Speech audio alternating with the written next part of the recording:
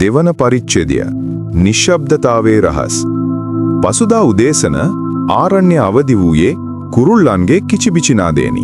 එහෙත් ඒ මිහිරි නාදයට ගමේ නිහඬියාව බිඳ දෙමීමට නොහැකි විය.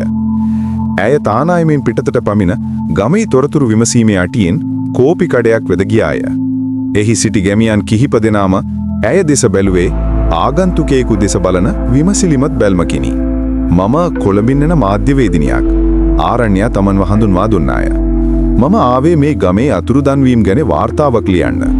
ඇය එසේ පැවසූ සැනින් කඩේ පැවති සීලු කතා බහ නතර විය.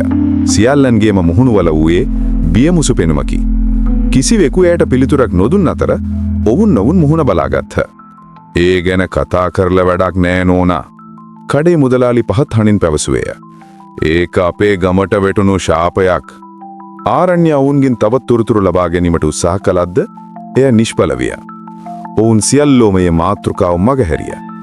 ගමම වෙලාගෙන තිබුණේ අද්භූත නිශ්ශබ්දතාවයකි. අය පොලිස් ස්ථානයට ගියේ අඩුම තරමින් එතනින් හෝ තොරතුරක් ලබා ගැනීමේ බලාපොරොත්තුවෙනි. එහෙත් එහි සිටි ස්ථානාධිපතිවරයා ඇයව පිළිගත්තේ උනන්දුවක් නැති ස්වභාවයකිනි. ඔය වගේ දේවල් මේ පළාත්වල සාමාන්‍යයි. සමහර විට මිනිස්සු වැඩට වෙන පළාත්වල යනවා. නැත්තම් නිකම්ම ගම දාලා යනවා. ඒත් එක දිගට කීප දෙනෙක් අතුරුදන් වෙන එක සාමාන්‍ය දෙයක් නෙවෙයිනි. ආරණ්‍ය තර්ක කළාය. අපි පරීක්ෂණ කරනවා. අලුත් දෙයක් දැනගත්තොත් අපි දැනුම් දෙන්නම්. ඔහු පැවසුවේ ඇයව මගහැරීමට මෙනි. පොලිසියෙන්ද සාධාරණයක් ඉටු නොවන බව ආරණ්‍යයට වැටහුණි. ඇය තීරණය කළාය.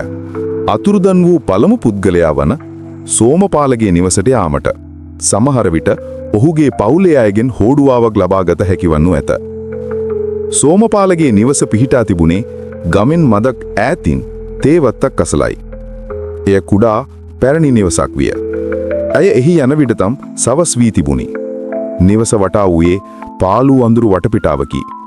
ඇය ගේට්ටුව විවෘත කර මිදුලට ඇතුළු වූය. ඇයට හැඟුණේ යමෙකු ජනේලයක් පිටුපස සිට ඇය දෙස බලා සිටින බවකි. ඇය දොරට තට්ටු කිරීමට අතෙස්සූ පමණි දොර සෙමින් විවෘත වූය.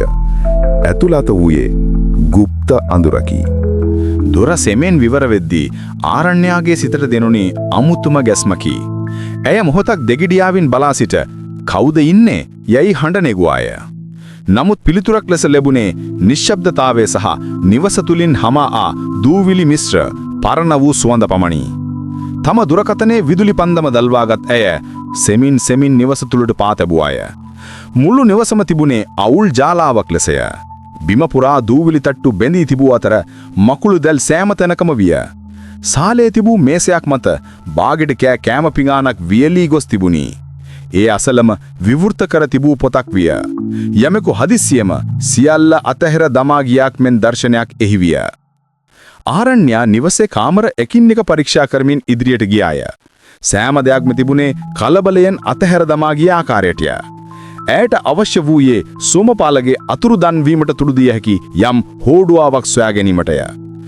අවසානයේදී ඇය නිදන කාමරයට ඇතුළු වූවාය. එහි තිබූ ඇඳ අසල කුඩා මේසයක් මත දිනපොතක් වන දෙයක් දුටුවාය. කුතුහලයෙන් යුතුව එය අතටගත් ඇය දූවිලි පිසඩා එහි පිටු පෙරලන්නට වූවාය. එය සෝමපාලගේ දිනපොත බව ඇයට තේරුම් ගියාය. ඇය අවසන් වරට ලියා තිබූ පිටුව කියවන්නට පටන් ගත්තාය. එහි අකුරු ලියා තිබුණේ වෙවුලෙන අත් අකුරිනි. දැන් දවස් ගානක ඉඳන් මට රැට නිින්ද යන්නේ නැහැ. කැලේ පැත්තෙන් අමුතු එලියක් පේනවා. ඒක මේ ලෝකේ එකක් වගේ නෙවෙයි. ගමේ උන් කියන්නේ ඒක පරණ ශාපයක් කියලා. මට හිතෙන්නේ කවුරු හරි මන් දිහා බලාගෙන ඉන්නවා වගේ. අද රෑ මම මේ එළියේ තියෙන තැනට යනවා. මේ හැම දෙයකම අගක් මුලක් දැනගන්නම ඕන. එතනින් එහාට කිසිවක් ලියා තිබුණේ නැත. ආරණ්‍යයාගේ හදවත වේගයෙන් ගැහෙන්නට විය. සෝමපාල අතුරුදන් වීමට පෙර වනාන්තරයේ අద్භූත දෙයක් සොයා ගොස් ඇති බව ඇයට පැහැදිලි විය. එක්වරම උඩුමහලෙන් යමක් බිම වැටෙන ශබ්දයක් ඇයට ඇසුණේ. ඇය ගැස්සී ගොස් නිහඬ වූවාය. නිවසේ වෙනත් අයෙකු සිටිනවාද? ඇය හුස්ම නොගන කන් යොමාගෙන සිටියාය. නැවතත් ලී පඩිපෙලක් සෙමින් සෙලවෙන හඬක් ඇයට ඇසුණා. යමෙකු පහලට බසිමින් සිටියේය. බියෙන් තැතිගත් ආරණ්‍යයා වහාම දිනපොත තම බෑගයට දමා ගත්තාය. ඇයට මෙහි තවදුරටත් රැඳී සිටීම භයානක බව වැටහුණි. ඇය ශබ්ද නොනග සෙමින් පිටවීමේ දොරටුව දෙසට පියමැන්නාය. ඇය ආපසු හැලී බලද්දී පඩිපෙළ මුදුනේ අඳුර අතරින් මිනිස් රුවක සැවනැල්ලක් දුටුවාය. ඇය තවත් ප්‍රමාද නොවී හැකි ඉක්මනින් නිවසින් එළියට දිවගොස් තමන් නැවතී සිටින තානායම දෙසට වේගයෙන් දිවජියාය.